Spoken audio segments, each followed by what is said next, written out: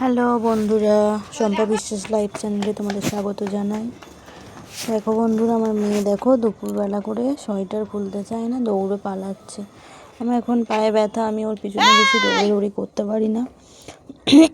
সকালবেলা সোয়েটার পরতেই চায় না, সকালবেলা ঘুম থেকেও ওঠাতে হবে জোর করে, আর সোয়েটার টুপি কিছু পরতে চায় না। আর এখন দুপুরবেলা দেখো সোয়েটার খুলতে চাইছে না, দেখো নেচে নেচে দৌড়ে দৌড়ে ঘাম বার করছে।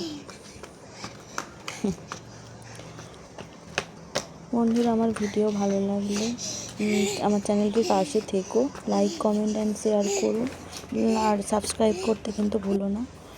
যাই হোক, ও দেখো বাদাম গুঁড়োচ্ছে। আমি বলছি ওখানে বাদাম পড়ে আছে অনেক, ও বাদাম চেনে না, আমি কি বাদামের কথা বলছি ও জানে না। বাদাম গুঁড়োচ্ছে। দেখো বন্ধুরা, বাদামগুলো তোমরা চেনো কি? গ্রামের দিকে ছেলেমেয়েরা অনেকেই, আমাদের বয়সী ছেলেমেয়েরা অনেকেই চেনে বাদাম, এই বাদামগুলো। এই তো এখানে বাদাম তো আমরা অনেক গুঁড়িয়েছি, গুঁড়িয়ে ভেঙে খেতাম।